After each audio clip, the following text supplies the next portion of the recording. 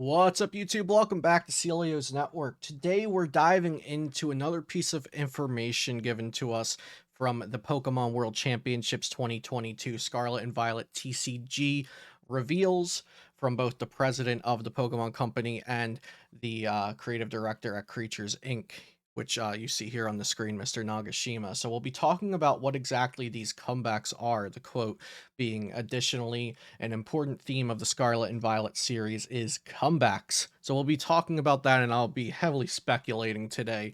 So let's do this. Before we hop into the video, shout out to my sponsors, PotownStore.com, the best place to get PTCGO codes, and CardTrooperGames.com, where you can purchase physical Pokemon TCG product, and especially their pre-orders are always at great prices. You can use code Celio for 5% off at both of those websites.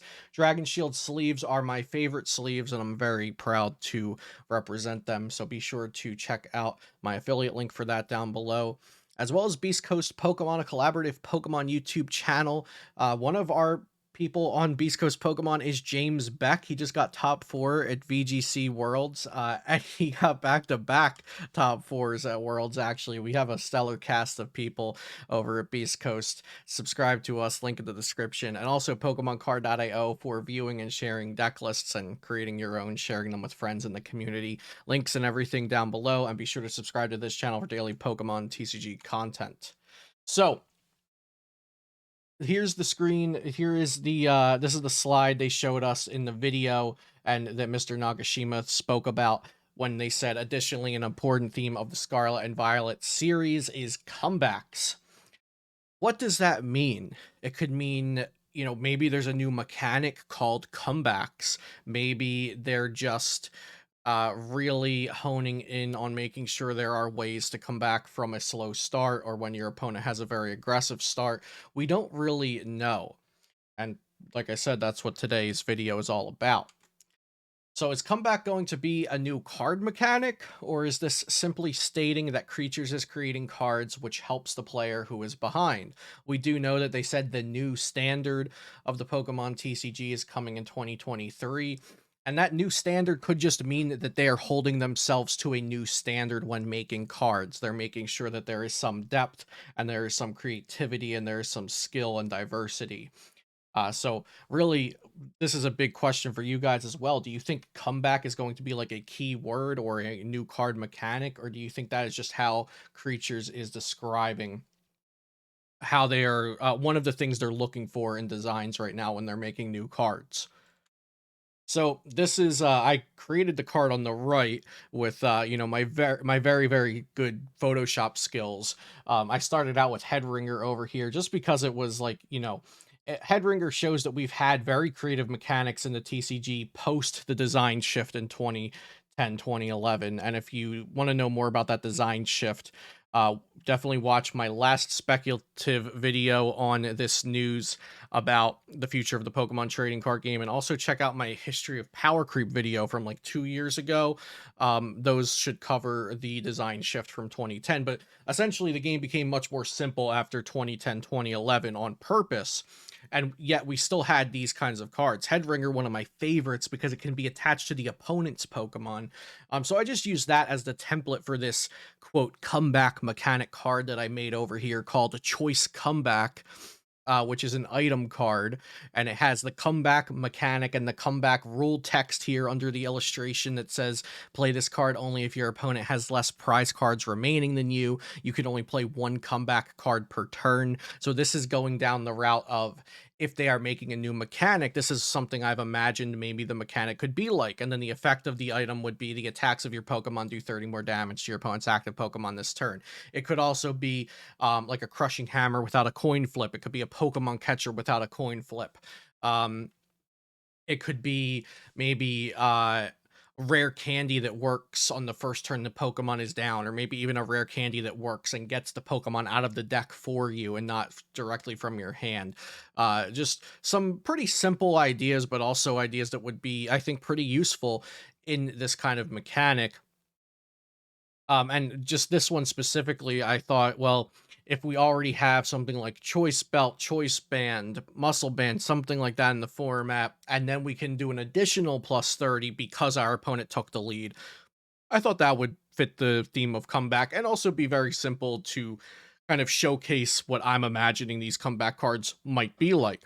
So let's move on from if it's a new mechanic and to it's just a design shift now.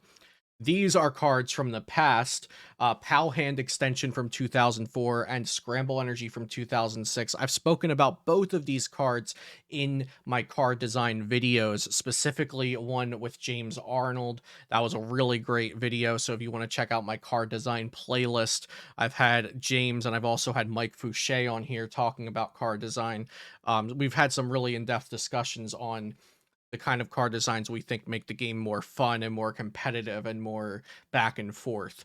Pal Hand Extension is an absolutely superb example of what a comeback mechanic could be.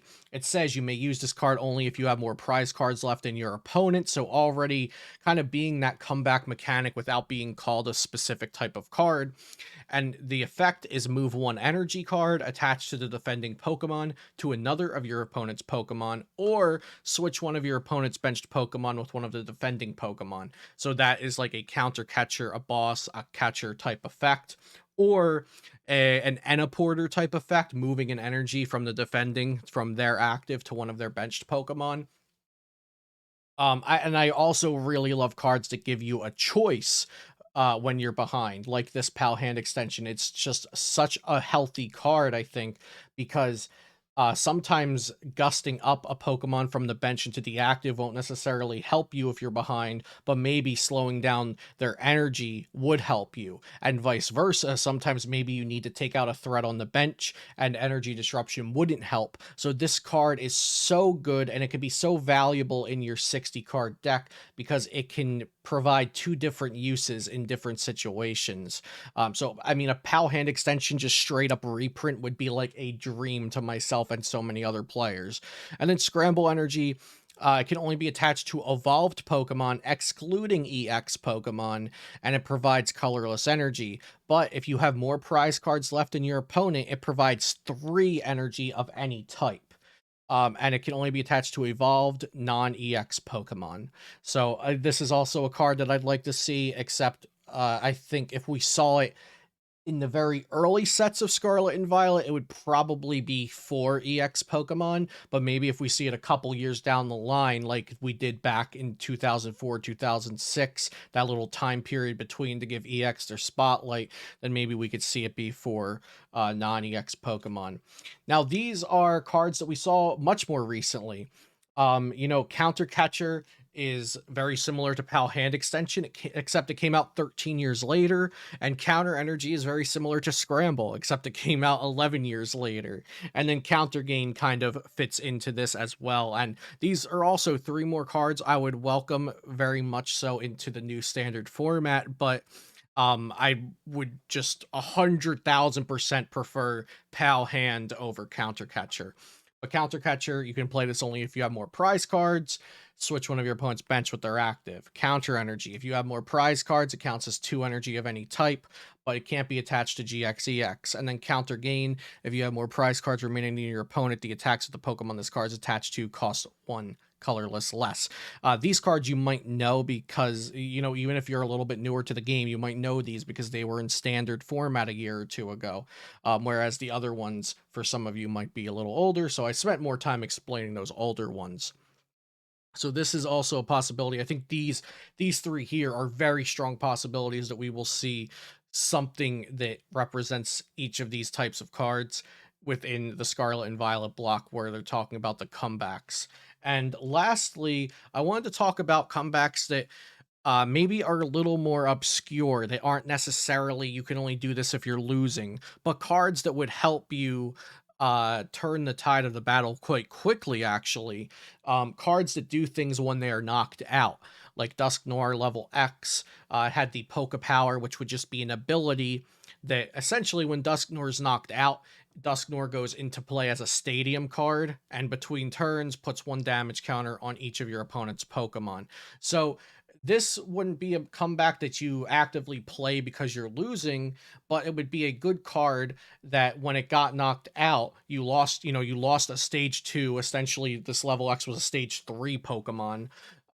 You lost this this Pokemon that you put a lot into, you contributed resources to, maybe 2 or 3 energy, maybe you used a rare candy to get it out, or maybe it took 3 turns to evolve up into this Dusknoir, and then when it's knocked out, it's still providing you value.